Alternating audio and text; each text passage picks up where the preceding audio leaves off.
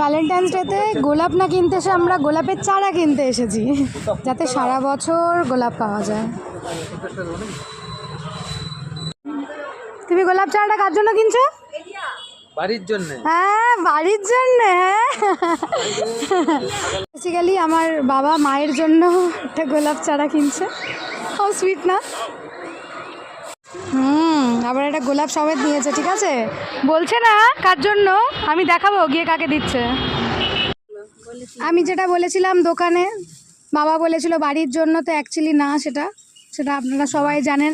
বাবার মুখের হাসিটা দেখে বোঝা যাচ্ছিল। তো এটা যার জন্য এনেছে সেই গাছটা আমাদের ছাদের টবে এখন লাগাতে চলেছে।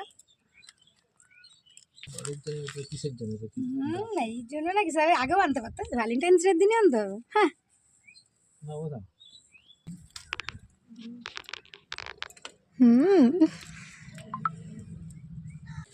আমার পছন্দ হয়েছে। ফুল আমার একটা জিনিস পছন্দ হতেই হবে।